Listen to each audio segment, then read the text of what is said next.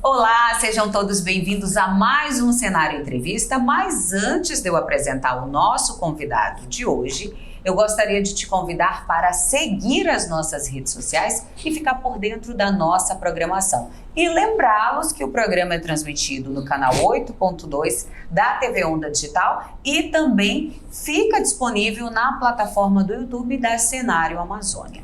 A partir desta semana, nós iremos entrevistar todos os candidatos ao cargo de Defensor Público Geral do Estado do Amazonas.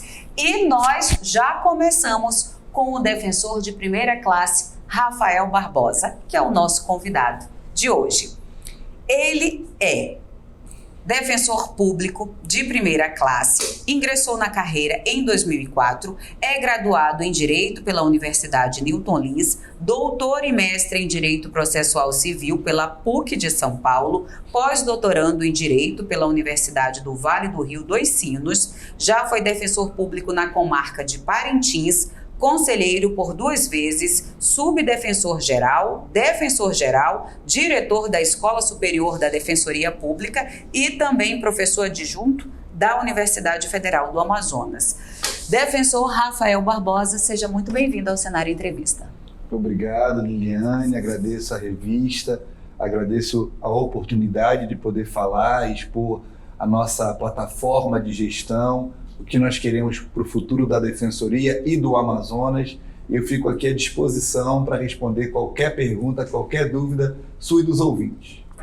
Antes da gente começar a falar da tua carreira, a gente gostaria de te conhecer um pouquinho mais, né? Conhecer a tua história de vida. Desde cedo, você já sabia que iria seguir a carreira jurídica? O direito sempre foi uma das minhas opções, mas eu confesso que não a única. Eu também quis ser jornalista, achei que eu pudesse ter um bom desempenho como jornalista. Mas com certeza isso foi um sonho de criança, porque quando eu comecei a ter experiências com a câmera, experiências com a máquina filmadora, eu vi que realmente eu tinha que seguir a carreira jurídica. E na carreira jurídica já sabia que seria servidor público, concursado ou chegou a advogar? Não, eu não tive uma advocacia, que a gente pode falar de advocacia consolidada, que você tem clientes com processos, isso eu não cheguei a ter. Eu passei muito cedo, né? Eu passei no primeiro concurso que eu fiz, foi para defensor, então eu consegui a aprovação e a minha experiência advogando e atuando nos tribunais sempre foi como defensor para os assistidos. E não deixa de ser advogado. É uma advocacia, mas é uma advocacia muito específica, porque você tem que lidar com os problemas jurídicos, mas o teu assistido ele também tem problemas sociais. Ele é um vulnerável e isso daí é o que diferencia a defensoria da advocacia. Você tem alguém na família que seguiu a carreira jurídica ou você é o único? Eu sou o único, mas a minha afilhada, a filha mais velha do meu irmão, ela é uma menina muito inteligente e ela já disse que ela quer seguir a carreira jurídica. Então, depois do Rafael, que eu fui o primeiro, meu pai é engenheiro elétrico, minha mãe é professora, a minha afilhada chama Laura, ela provavelmente vai conseguir, agora está fazendo vestibular, né? Vai fazer agora por experiência, provavelmente ela será a segunda. Alguém na tua família foi tua inspiração? Na verdade, não no direito, né? Mas o meu avô, ele sempre foi uma pessoa que agregou muito, sempre gostou da família unida, e a gente acaba que se inspira nele para fazer algo parecido dentro do nosso ramo de trabalho, que no caso na defensoria, com os defensores, e eu, por ter sido defensor geral, acabei tendo, né, essa ideia de união, de juntar a defensoria. Quando eu fui defensor, a defensoria ela voltava de um racha muito grande, numa divisão interna, e nós unimos. Depois que nós conseguimos chegar ao cargo de DPG, nós ficamos 3 anos sem eleições, porque não tinha disputa, era unanimidade. E voltamos a ter disputa agora. Quase 20 anos dedicados à Defensoria Pública. O que isso representa para você? A Defensoria Pública ela se confunde com a minha vida, né? Não tem como dissociar Uma pessoa que tem 45 anos e passou 20 anos numa instituição é metade da vida. E a metade que a gente tem autonomia, a metade que a gente decide o nosso destino, é a metade que você efetivamente vive, porque naquela primeira metade a gente depende dos pais, depende das escolhas que nossos pais fazem, que graças a Deus são as escolhas que nos constroem nosso caráter, mas são deles. As nossas vêm dessa fase que eu passei ao lado da defensoria e dos colegas defensores e defensoras. Você acumula muita experiência no seu currículo. O que te motivou realmente a ser defensor público ou foi por acaso?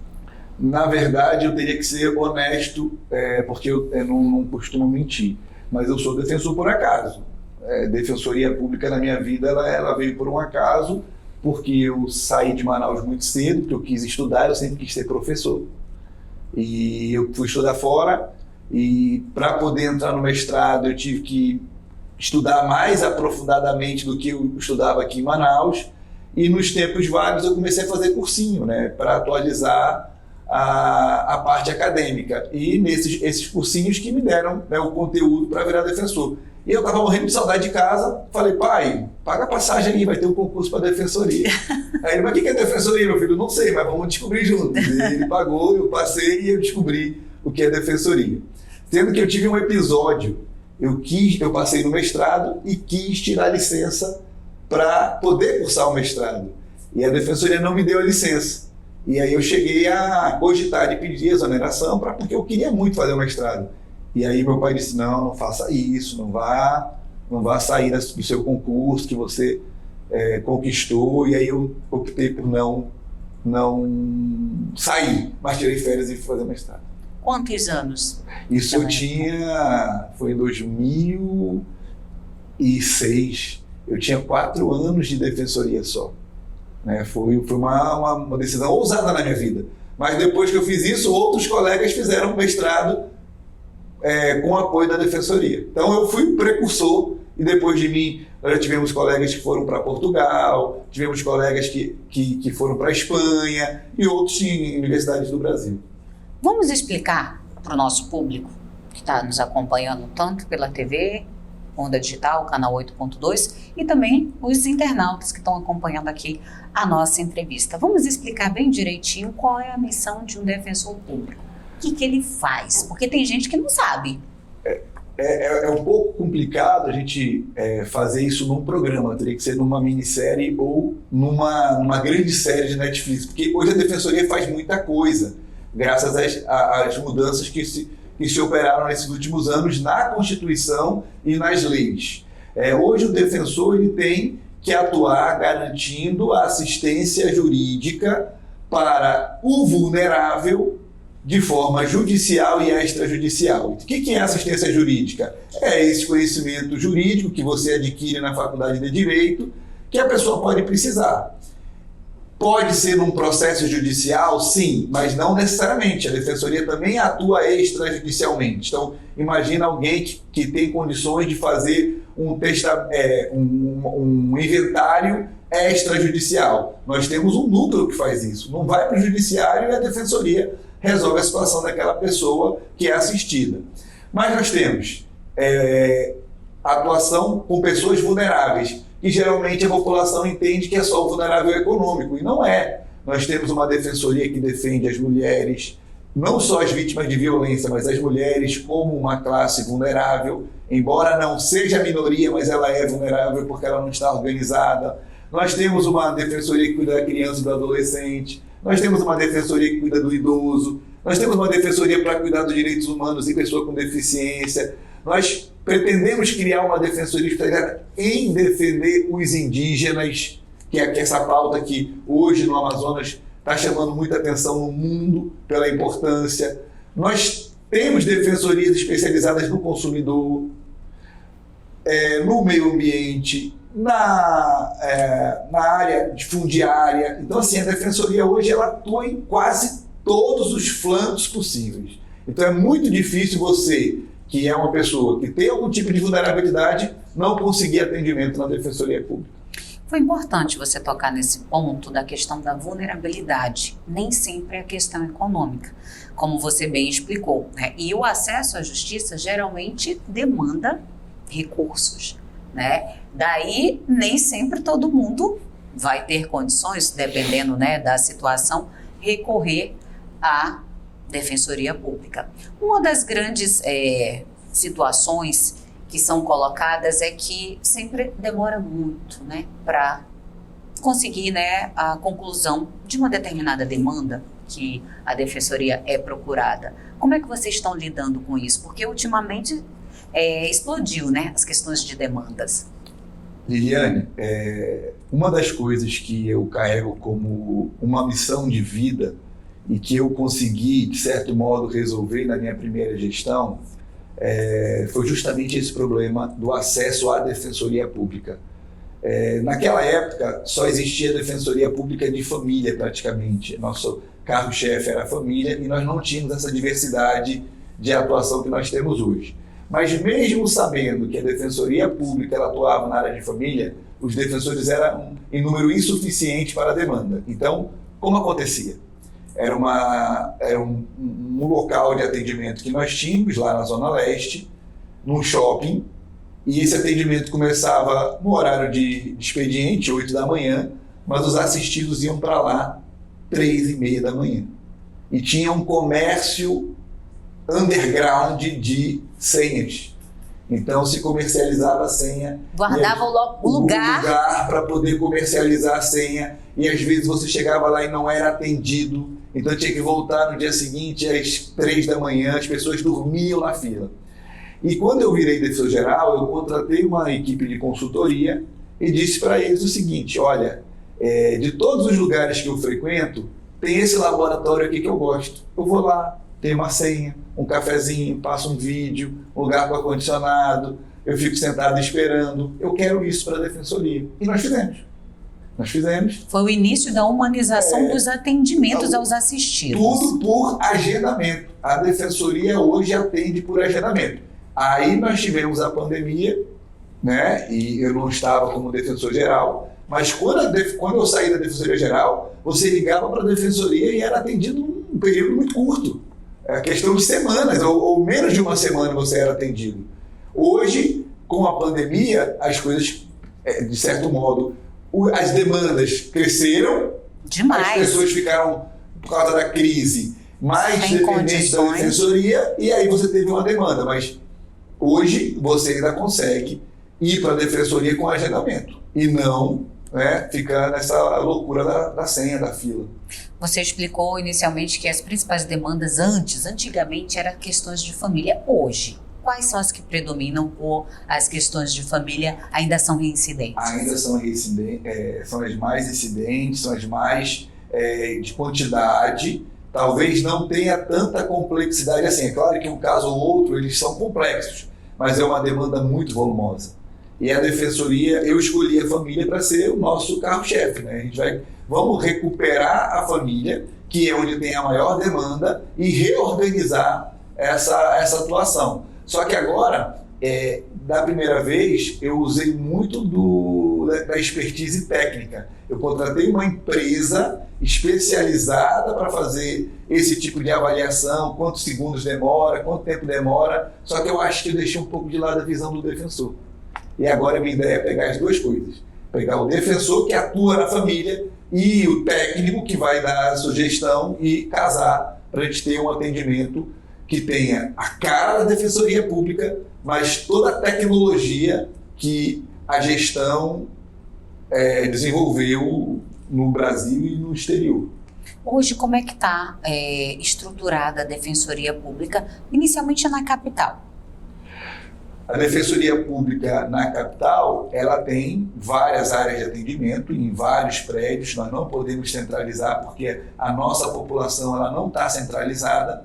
Então, se a Defensoria ficasse centralizada num único lugar, ela dificultaria muito o acesso. Então, nós temos Defensoria na Zona Leste, temos Defensoria na Zona Norte, temos Defensoria aqui no centro, temos Defensoria no Adrianópolis. Então, a Defensoria ela está bem diversificada, bem descentralizada na cidade.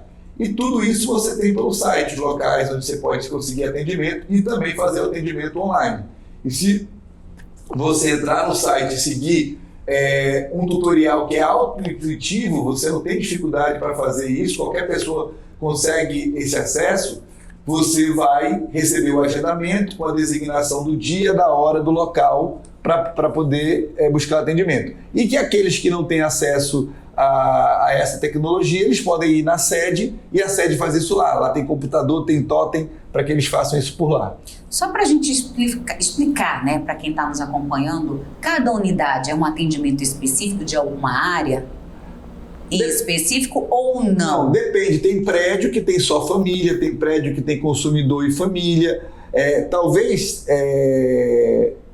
a gente realmente tenha que fazer um trabalho, eu acho que seria interessante pensarmos nisso, para ir na população e explicar como é que você acessa isso, como é que você acessa aquilo. Porque é verdade também, Liliane, que a gente tem um atendimento muito grande, uma demanda muito grande, mas existe uma cifra negra, que são pessoas que não conseguem acessar serviços que o Estado do Amazonas disponibiliza para ela, através da Defensoria Pública. Às vezes é falta mesmo de acesso à informação. Por isso que a mídia é importante, por isso que o apoio de vocês é muito importante. A gente vai fazer um rápido intervalo comercial e na volta, né, do intervalo, a gente vai falar da estrutura da Defensoria Pública no interior do Estado. Sim. E vamos adentrar nas propostas, tá certo?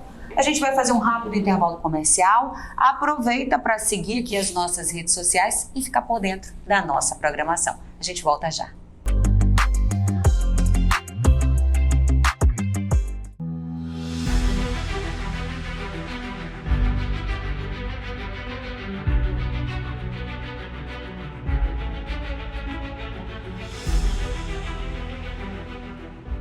Com responsabilidade, jornalismo profissional pautado na técnica, a Rede Cenarium cumpre a missão de falar da Amazônia para o mundo. Com uma equipe de profissionais capacitados e comprometidos com a qualidade da informação, a revista Cenarium conquistou a certificação da ISO 9001, se tornando a primeira revista eletrônica de notícias com selo de qualidade. A revista física também possui o selo internacional normalizado para publicações seriadas, o ISSN. Com profissionais espalhados pela região norte, a Cenarium tem representantes em Roraima, Rondônia e Pará, com atuação jornalística e foco nos 9 estados da Amazônia. As premiações e reconhecimentos também já fazem parte dos 3 anos de existência de um dos veículos de comunicação que já está entre os principais canais jornalísticos da região. A Rede Cenarium está presente em todas as plataformas com o site Revista Cenarium, Agência Cenarium Amazônia e TV Cenarium Amazônia. Com uma grade de programação especial, os produtos entregam ao público conteúdos autorais embasados na técnica jornalística, abordando pautas sobre o bioma amazônico e os povos tradicionais da Amazônia para o mundo.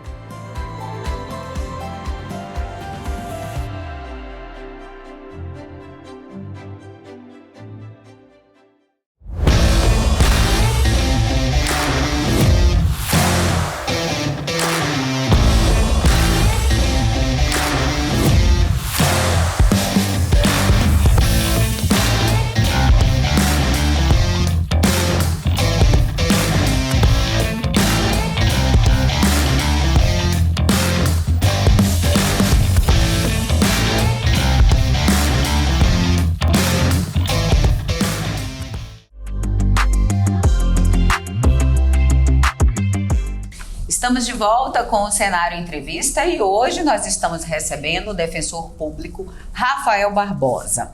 No bloco anterior a gente contou um pouquinho da história de vida dele e já adentramos na carreira profissional de defensor público. Agora a gente vai falar um pouquinho de como é o trabalho no interior do estado. Defensor, você poderia explicar para a gente como é que está a estruturação? Hoje os municípios têm acesso à defensoria? Liliane, eu vou ter que puxar a sardinha para o meu lado, porque o interior sempre foi um calcanhar de Aquiles para a defensoria. Primeiro, por causa da quantidade de defensores que nós tínhamos nos quadros da defensoria. Com o concurso que nós fizemos em 2013, 60 defensores foram nomeados e empossados, quando nós éramos apenas 40. Então nós tivemos realmente uma chegada maciça de defensores públicos. Só que esses defensores públicos foram nomeados, na época pelo governador Omar Aziz, para atuar no interior do estado. Então eles ficaram, né, inicialmente no interior do estado. Só que esses defensores, eles não tinham a menor estrutura de trabalho. Eles não tinham espaço para trabalhar, eles não tinham computador para trabalhar, eles não tinham servidor para auxiliar nos atendimentos e fazer a petição e ir para uma audiência. Ou seja, eles foram colocados no interior do estado ao léu, né, sem nenhuma estrutura para fazer o trabalho. E a missão que a defensoria deu para eles é: conversa com a prefeitura, conversa com não sei quem e dá teu jeito. Quando eu assumi a Defensoria Geral e eu percebi que a capital estava desguarnecida e o interior estava desguarnecido, e que eu ficava convocando os colegas do interior para a capital e a capital ficava com rotatividade, então ninguém fazia um trabalho bom aqui, o interior ficava com rotatividade, sem estrutura, ninguém fazia o trabalho lá. Eu resolvi, essa forma está ruim. Se nós não podemos colocar todo mundo no interior devidamente, eu vou trazer todo mundo para a capital.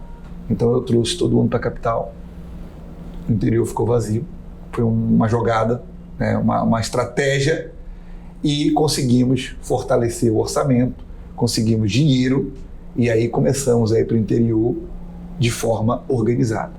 E aí começamos a montar os polos. Polo de Parintins, 5 defensores atendendo determinados municípios. Polo de Humaitá, 5 defensores atendendo os municípios ao redor. Polo de Tefé, polo de Tabatinga. Hoje nós temos 12 polos. E se você quer encontrar defensor, basta ir para o interior, porque eles estão lá. Você falou de concurso público. Demorou muito tempo, né, para acontecer concurso público, para suprir essa necessidade tanto de defensores quanto do administrativo, né, que tem que funcionar, né, de forma ordeira. Não só os defensores vão dar conta, né? Como é que vai ficar essa questão e como foi na sua época? Não é um programa de autopromoção, isso é importante, mas a defensoria não tinha servidores. Ela não tinha muitos defensores e não tinha servidores. Quem eram os servidores da defensoria até o Rafael virar defensor geral? Eram servidores do estado do Amazonas, cedidos, que foram relotados, porque a defensoria antes ela era uma secretaria estadual. Então o ato administrativo de cessão não existia, porque era só relotar. Não tinha que ceder para outro órgão, era só relotar. Então eles eram relotados. O que a gente fez?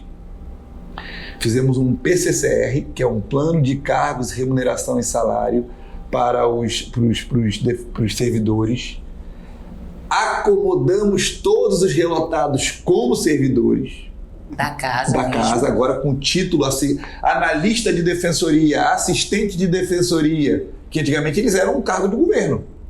E fizemos o concurso e nomeamos todo mundo que o orçamento permitiu.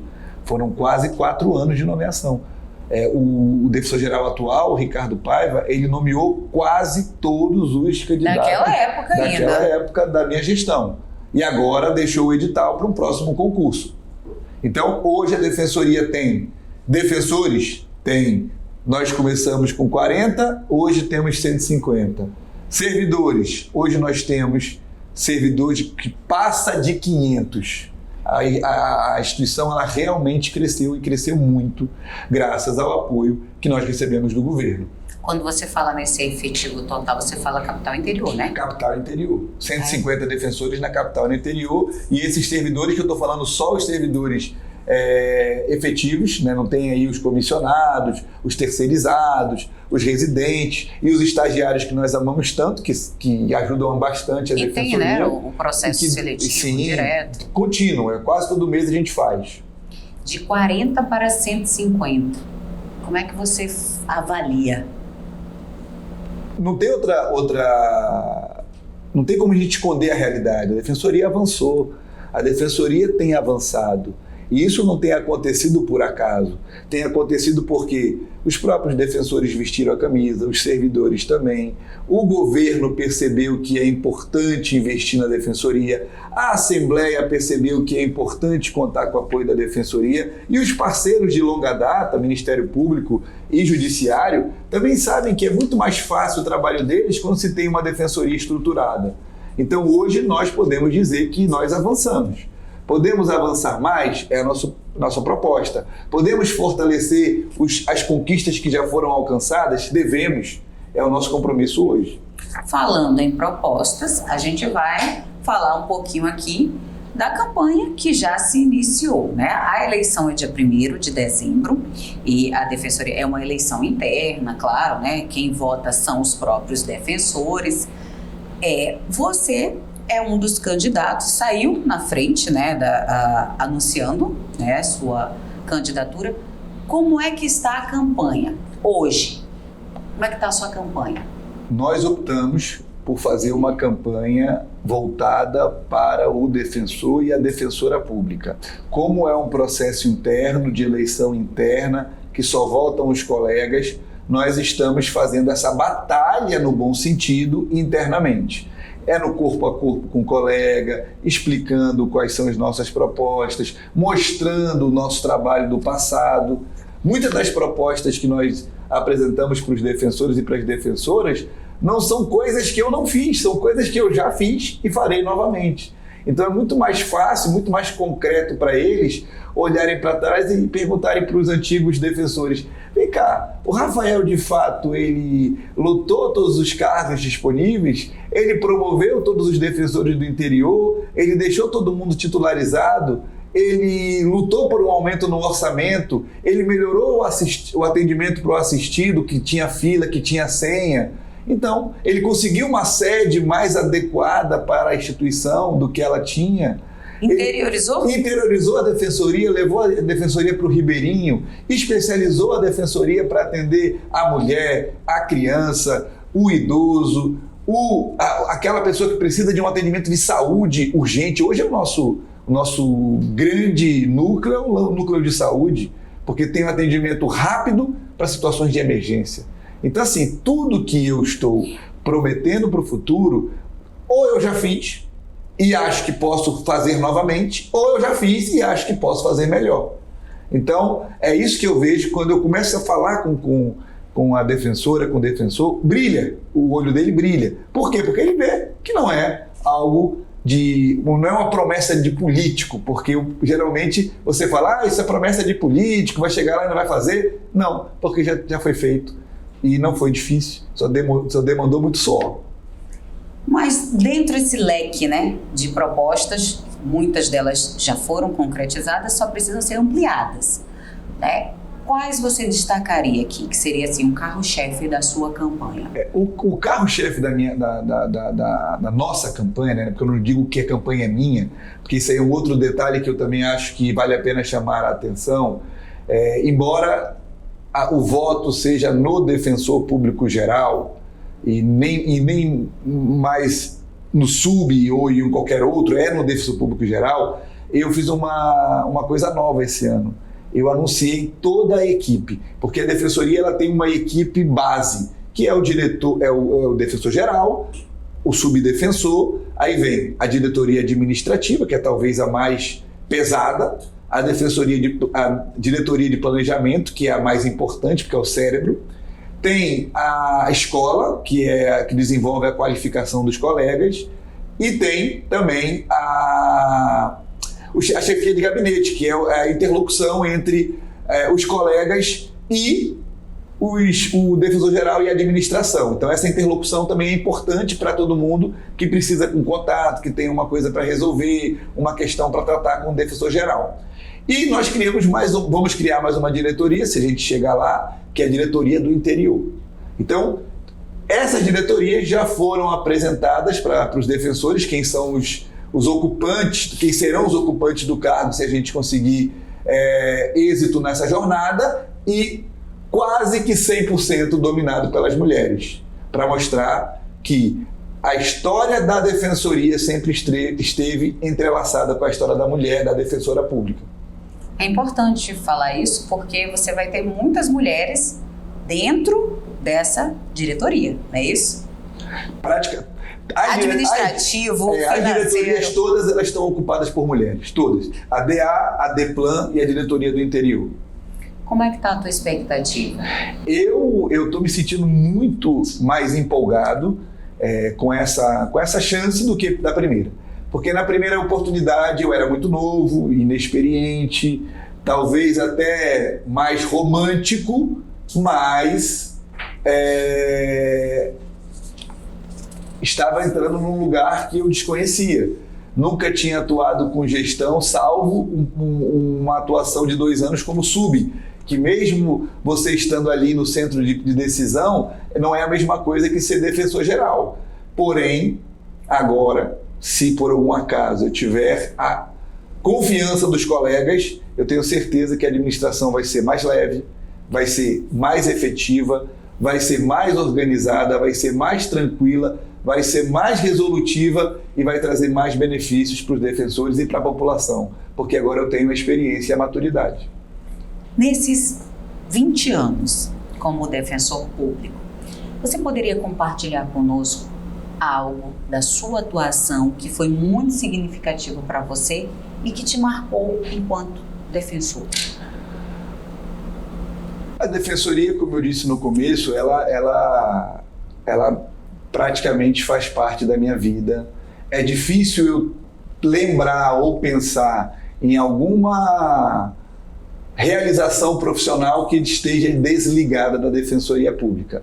E eu vou, na minha humildade, te pedir para não pressionar para essa pergunta, porque eu sou uma pessoa muito emotiva. E aí, se eu começar a lembrar de algumas coisas, eu posso me emocionar. É importante porque, assim, a gente vai respeitar, mas eu digo assim... Eu tenho lutado contra isso, eu tenho lutado e eu vou vencer. Hoje vai ser a primeira vitória. Com certeza. Eu falo isso porque, assim, chegar muito novo, né, a ser defensor público geral, como foi da sua primeira vez, e foi reconduzido, isso é algo que marca muito a história de qualquer servidor, né? Mas eu digo assim, você, enquanto defensor público geral, você ter levado o serviço para o interior, isso é algo marcante. Eu falo por fora, tá? Eu falo como... simbólico, porque hoje eu estava conversando com um amigo num evento mais cedo e poucas pessoas dão valor para isso, mas eu toquei nesse assunto porque a minha posse foi no TCE. Eu estava num evento no TCE e aí eu lembrei da minha posse. Mas eu lembrei da minha posse e o gatilho foi a minha recondução. A minha recondução foi no interior do estado. Eu fiz questão de tomar posse em Itacoatiara. Então isso é algo que realmente Pronto, marcou. Eu acho que agora você conseguiu responder e a gente percebe que isso te emociona muito, né? Eu acho que você se sente muito realizado. Na verdade, poucas coisas não me emocionam.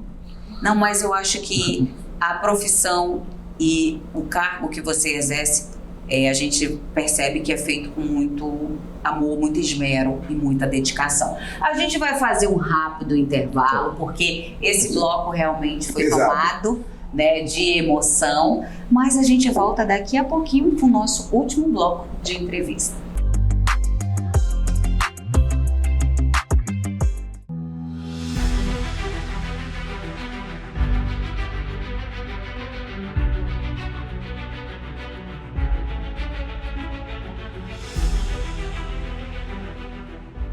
Com responsabilidade, jornalismo profissional pautado na técnica, a Rede Cenarium cumpre a missão de falar da Amazônia para o mundo. Com uma equipe de profissionais capacitados e comprometidos com a qualidade da informação, a revista Cenarium conquistou a certificação da ISO 9001, se tornando a primeira revista eletrônica de notícias com selo de qualidade.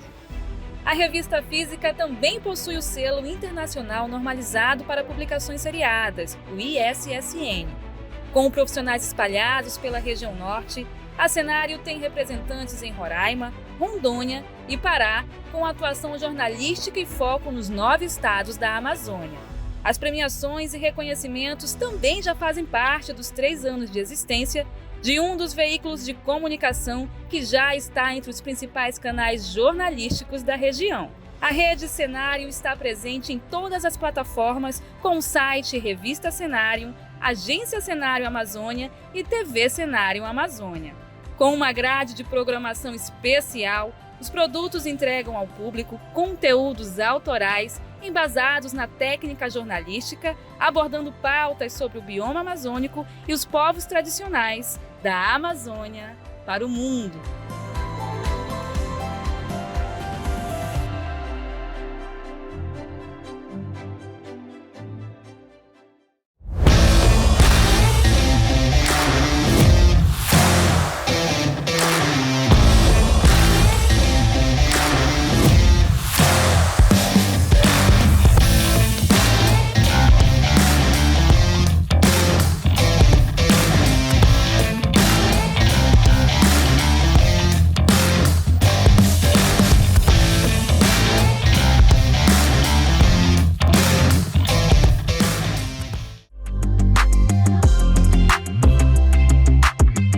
Estamos de volta e agora é o nosso último bloco de entrevista com o defensor público Rafael Barbosa. A gente falou das propostas de campanha, mas agora a gente vai falar um pouquinho do lado acadêmico, né? Como é que você concilia, né, as atividades de defensor com professor? Sempre foi uma coisa muito complicada para mim, porque o cargo de defensor geral, né, o cargo de defensor não, é facilmente conciliável. Eu até consigo aproveitar bastante coisa que eu estudo na academia para empregar nos meus processos, como eu pego casos dos meus processos para didaticamente ensinar para os meus alunos na academia. Então esse intercâmbio ele é muito valioso para os dois lados, né? Mas com o cargo de defensor público geral, aí já é mais difícil, por causa do cargo, das demandas, da dedicação que você tem que dar. E talvez eu tenha cometido esse erro no caso da minha primeira gestão, porque eu não parei de dar aula, eu não parei de lecionar. E dessa vez, se por algum acaso eu for escolhido, eu não vou lecionar durante o período de defensor geral. Vai ser dedicação exclusiva. Eu vou dedicar à defensoria, porque acaba que você não consegue fazer as duas coisas bem feitas. Eu chegava na sala de aula irritado, porque eu tinha que resolver o problema da defensoria, e às vezes tinha que sair no meio de uma reunião, no meio de uma coisa importante para dar aula. Certo. Como é que você avalia hoje o ensino do direito? Eu acredito que eu dou aula na UFAM, né? Então, assim, o alunado é um alunado dedicado, qualificado, mas a gente sente que as videoaulas, esse maior acesso à informação, não pela via tradicional, né, que é a sala de aula, os alunos hoje estão muito mais propensos a ler resumos do que a ler os manuais, os clássicos. Então, na minha opinião, há um déficit, sim, no nosso curso de Direito, isso num panorama geral. E eu tenho me policiado para não ceder a esse tipo de pressão, né, para não cair na vala comum. Tenho tentado me esforçar ao máximo para poder apresentar um conteúdo de qualidade. E o que eu tenho feito bastante, que também talvez eu tenha que paralisar um pouquinho, é pesquisar. Eu, como sou professor da UFAM, no mestrado, eu também faço muita pesquisa, eu escrevo muita coisa para difundir alguma ideia, alguma doutrina. E eu vou terminar meu livro, agora eu terminar meu segundo livro que eu falo assim, eu já tenho vários outros livros, mas em obras coletivas. Esse vai ser o meu segundo livro com titularidade única do Rafael, né? E eu pretendo terminar ele antes de chegar ao final do ano e aí começar eventualmente 2024 no cargo, já sem essa obrigação, sem esse compromisso. Vamos falar um pouquinho dessas suas obras? Do que trata? Como eu sou o defensor que atuo na recursal civil, recursal é a segunda fase de um processo civil. O processo civil começa no primeiro grau, geralmente lá no juiz, na vara civil, e eventualmente quando sai uma decisão, ao recurso. e o recurso chega no Tribunal de Justiça e aí o Rafael, defensor público, assume. Então eu atuo com os desembargadores, argumentando, faço memorial, vou despachar, faço as sustentações orais e sou eu que recorro para Brasília. Então a minha atuação ela é uma atuação no segundo grau. Então eu estou em contato com os recursos da Defensoria Pública da área civil. E a tua obra vai tratar e a minha obra é um recurso desses. Na verdade, é um estudo de um tipo de decisão de primeiro grau e quais são os meios que os advogados e defensores, né, têm para recorrer dessa decisão. Esse é meu livro já publicado, que foi minha tese de doutorado. Mas o que está agora... O que está agora também é de recursos, mas já é alguma coisa mais autoral. Não é uma pesquisa de academia, foi uma palestra que eu dei na Itália. São impressões suas ao longo? Eu fui dar uma palestra na Itália, dei a palestra, aí da palestra eu escrevi um artigo, aí o artigo foi ficando grande, começou a ter 60 páginas, hoje o livro tem 200. Aí virou um livro. Com certeza. Então é uma ideia. Em breve.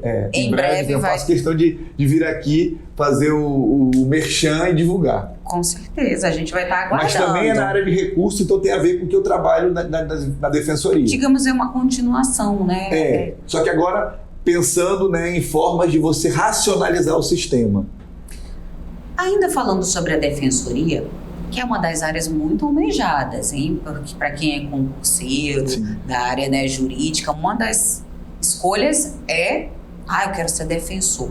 Como é que é o processo hoje de seleção e de preparação? Eu já tive nas 3 situações. Eu já fui o concurseiro que fez o concurso, eu já fui o defensor geral que contratou a inscrição para fazer o concurso e eu já fui examinador, né? Eu fui examinador da Fundação Carlos Chagas no concurso de defensor público do Paraná e fui também examinador da Fundação Carlos Chagas do concurso de defensor público do estado de Roraima. Então, assim, o que eu digo se você tem desejo de seguir essa carreira, se a carreira de defensor público, de defensora pública, por alguma razão, te atrai, pega um edital da FCC ou de uma outra instituição e foca nele. Porque hoje você não consegue mais lograr sucesso no concurso público se você fizer a clínica geral. Você tem que estudar a carreira que você quer seguir. Então tem que pegar um edital de defensoria e correr atrás de cumprir com o máximo que puder. Se dedicar, fazer as questões, fazer um estudo direcionado. Isso já acontece hoje, Liliane. Os defensores que são aprovados no Amazonas, eles são aprovados em outros estados no cargo de defensor público. E eles escolhem onde eles vão ficar.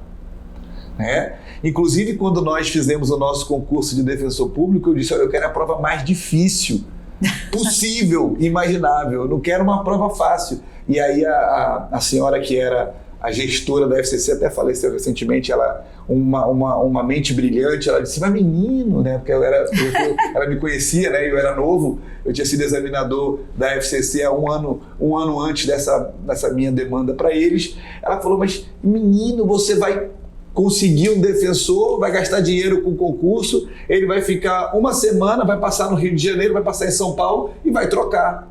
Porque lá são centros muito mais desenvolvidos. E atrativos, e eles moram lá, eles são de lá. Né? A maioria, né? A maioria de lá. No último concurso nós tivemos 4 ou 5 aprovados do Amazonas. No anterior também mais ou menos isso. E aí o que eu falei? Mas se ele ficar um dia lá, ele é o melhor defensor público do Brasil no Amazonas. E a gente vai ter rotatividade. E eu venho aqui fazer outro concurso. Então, hoje, você não consegue sucesso num concurso como esse se não houver dedicação exclusiva. E o Miguel, se o Miguel estiver me ouvindo, foi o primeiro lugar no último concurso, passou na Bahia, foi chamado e disse, não, eu fico. E ficou no Amazonas. Está em Parintins, Miguel, nosso abraço. Agora vamos falar de um período que foi bem tenebroso para todos nós, né? E a gente sabe que a justiça é um serviço essencial. Como foi a atuação? Você poderia contar para a gente, pincelar, como foi a atuação durante a pandemia? Eu, na pandemia, a história é essa. O Rafael, ele saiu do cargo de defensor público geral no dia 28 de fevereiro de 2020. E no dia 1º de março, o doutor Ricardo Paiva tomou posse. No dia 1º de março, foi o primeiro caso de Covid no Amazonas. Foi quando foi detectado o primeiro caso. Ou seja, o Rafael não teve contato nenhum com a pandemia como gestor. Mas eu tenho que levantar aqui e bater palma, porque eu não vi, na pandemia, uma instituição mais preocupada com a população do que a Defensoria Pública, no interior e na capital. Eu atuei na atividade fim, não como gestor, fiz várias ações, né, ao lado do governo, ao lado da prefeitura, às vezes contra também, quando era necessário, às vezes contra a prefeitura também, quando era necessário. Eu peguei o problema dos sepultamentos em valas comuns, coletivo. Eu entrei com uma ação contra a prefeitura por causa disso. Então, eu atuei bastante, assim como os colegas. Mas o que é mais interessante é que sempre a gente privilegia as formas consensuais de solução de conflito. Porque para a defensoria, a ação é o que menos interessa. O que interessa para a gente é resolver o problema do assistido. Então, se você pode resolver de forma extrajudicial, se você pode resolver sem litigar, sem demandar o judiciário, sem gastar o dinheiro do contribuinte, muito melhor. Quais são os desafios hoje da Defensoria? O desafio é fortalecer a instituição, e para fortalecer a gente tem que nomear. Existe aí um concurso válido, com gente aprovada e vagas. A gente tem que arrumar um jeito de acomodar esse recurso para receber esses defensores, porque o processo de interiorização ele continua, não acabou. A Defensoria ela tem que cumprir com o desejo constitucional, que é um defensor por comarca. A gente tem esse compromisso na Constituição. Eu tenho certeza que o Estado do Amazonas, como foi vanguardista em outras ocasiões, também será nessa. Mas nós também temos que pontualmente corrigir alguns problemas que a gente encontra no dia a dia da nossa atuação. Então, como fazer o assistido ser mais informado dos direitos que ele tem, como fazer o assistido ter um acesso mais simplificado à Defensoria Pública. A ideia de criar, nós já temos hoje um ônibus que faz a Defensoria itinerante. O ônibus ele é todo acoplado, ele é todo desenvolvido para fazer atendimento em trânsito. Então a Defensoria vai com o ônibus, a carreta, uma carreta, para a carreta, desmonta, tipo um transformer, recebe o atendimento, fecha a carreta e vai embora. E a gente quer fazer isso com um barco. A gente quer ter um barco para poder desbravar esse interior quando voltar. Chegar quem realmente precisa. E chegar lá no ribeirinho que não sabe nem que existe direito. Isso é essencial. A ideia do programa aqui não é fazer uma sabatina com os candidatos, mas sim fazer uma breve apresentação, do currículo, da trajetória de atuação e também falar um pouquinho das propostas. A gente já fez de tudo um pouquinho. Mas antes da gente encerrar, fazer um bate-bola, eu queria que você deixasse uma mensagem para os defensores, sim, quem vai votar realmente. Tenham certeza de que se tiver a oportunidade de assumir novamente o cargo de defensor público, o Rafael de sempre, o Rafael que não se esconde de maneira alguma, vai continuar com um trabalho que foi iniciado lá atrás, só que com 2 pontos que, na minha opinião, são muito valiosos e diferenciais. É a experiência e a maturidade.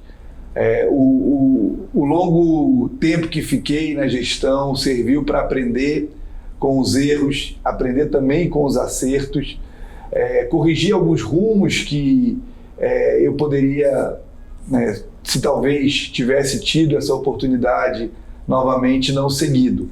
E eu tenho certeza que uma coisa não vai mudar, é o comprometimento com a instituição, o comprometimento com o colega, com o melhor atendimento e, acima de tudo, com o assistido, que é a nossa razão de viver. Só existe defensoria porque existe o assistido. E antes da gente encerrar, vamos fazer aqui um rápido bate-bola, tá? Eu vou te falar uma palavra, você me diz o que ela representa para você. Direito. Vida, minha vida é o direito. Justiça. Algo que é muito mais complexo do que eu imaginava. Defensoria pública. Casa. Política. Respeito. Tecnologia. Essencial e necessário. Amazônia. Minha vida. Você tem um medo? Futuro. A Rafael DPG.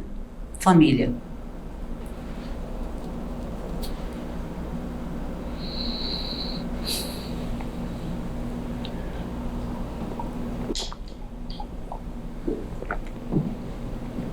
Família. Suporte. Religião. Fé. Eu sei que é difícil a gente se autodefinir, mas eu preciso fazer essa pergunta para você. Quem é Rafael Barbosa?